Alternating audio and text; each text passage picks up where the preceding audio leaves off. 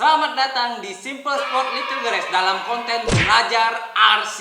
Nah, kali ini kita akan membahas tentang seputaran remote control. Topik kali ini kita akan membahas tentang baterai. Buat kalian yang bingung menggunakan baterai apa yang cocok untuk RC kalian sehingga kalian sembarang colok baterai dan terbakar, saya akan menjelaskan jenis-jenis baterai untuk RC. Yang pertama yang akan kita bahas adalah baterai nikel cadmium atau disingkat dengan NiCd. Ini adalah baterai jenis pertama yang biasa kita temui di RC-RC jadul.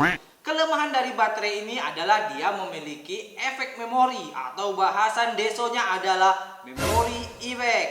Memory effect itu adalah daya ingat dari baterai ini.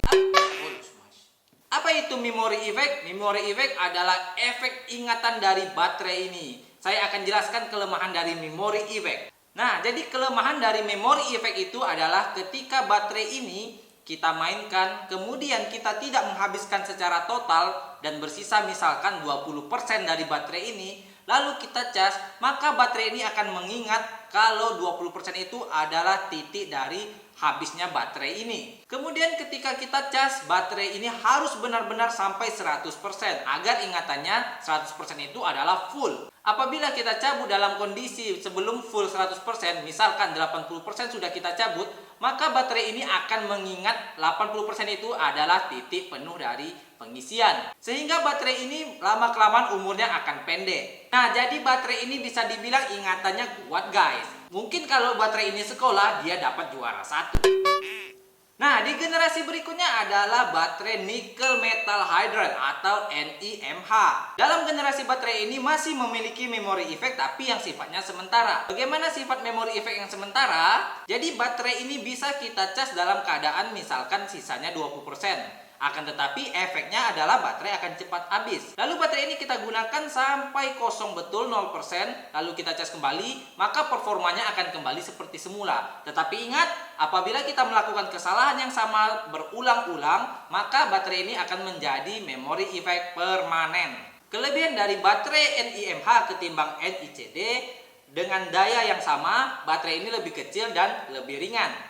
Next, generasi baterai berikutnya adalah lithium ion. Nah, dalam baterai ini sudah tidak lagi memiliki memory effect. Akan tetapi, umur baterai ini terpengaruh dari berapa banyak kalian mengecas baterai ini atau sering melakukan overcharge, maka umur baterai akan semakin pendek. Nah, jadi baterai ini udah mulai pikun, guys. Jadi dia udah mulai pelupa. Tapi keuntungannya kita tidak perlu khawatir lagi tentang memory effect. Oke, untuk generasi terakhir adalah baterai lithium ion polimer atau sering dibilang baterai LiPo. Nah, ini adalah baterai paling favorit dan yang paling kekinian digunakan di berbagai macam RC elektrik bahkan RC engine. Kelebihan baterai ini adalah tidak lagi memiliki memory effect. Kita juga bisa ngecas di kondisi berapa persen pun dan baterai ini sudah dilengkapi safety dari overcharge. Akan tetapi baterai ini disarankan tidak dimainkan sampai betul-betul kosong karena akan sulit untuk memulihkan keadaannya lagi ketika kita cas.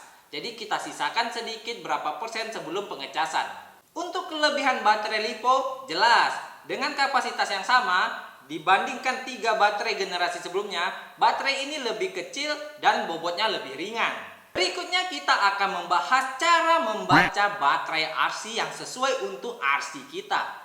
Di dalam baterai itu biasanya ada tertulis 2000 mAh, 7,4 volt, dan sebagainya macamnya. Jadi yang perlu kita ketahui adalah mAh, milliampere hour. Itu artinya adalah jumlah kapasitas daya yang disimpan di dalam baterai tersebut. Intinya apabila semakin besar mAh-nya, maka semakin lama durasi kita bermain RC. Lalu di sampingnya biasanya tertulis 7,4 volt, 11,1 volt, atau 3,7 volt. Itu artinya adalah tegangan listrik yang dihasilkan dari baterai tersebut. Semakin besar voltnya maka semakin kuat tegangan dan semakin kuat performa dari RC kita. Tetapi harus diperhatikan juga spesifikasi dari RC kita. Jangan sampai melebihi kapasitas dari RC-nya. Kalau tidak, RC kalian akan meledak. Bercanda, IC-nya biasanya bakal terbakar aja. Kemudian biasanya di baterai LiPo atau Li-ion ada tertulis huruf 20C, 25C, 75C, dan sebagainya. Apa sih itu C? Saya akan jelaskan. C itu merupakan simbol dari discharge rate. Apa itu discharge rate? Bisa kita bilang discharge rate itu beliputan kita bilang C rate aja. C rate merupakan daya dari baterai tersebut hingga nol. Atau bisa kita bilang performa baterai itu sendiri sampai habis. Nah, selain itu C rate juga bisa menentukan jumlah ampere yang dikeluarkan dari baterai dengan rumus di ampere hour atau mAh dikali dengan C atau discharge rate. Maka akan menghasilkan jumlah ampere yang dikeluarkan. Kalian bisa sesuaikan dengan ISC RC kalian. Kita ambil contoh dengan baterai ukuran 2000 mAh dan 30C. Bagaimana menghitung ampernya? 2000 mAh kita bagikan 1000 menghasilkan 2. Kemudian kita kalikan dengan jumlah C-nya 30. Hasilnya adalah 60 ampere. Maka baterai tersebut menghasilkan daya 60 ampere. Kemudian ada tulisan S, artinya sel. Satu sel kapasitasnya adalah 3,7 volt. Dua sel kapasitasnya adalah 7,4 volt. Dan seterusnya. Jadi itulah jenis-jenis baterai RC. Mungkin saya tidak menjelaskan terlalu detail, saya hanya menjelaskan garis besarnya sehingga kalian tidak bingung lagi dalam pemilihan baterai.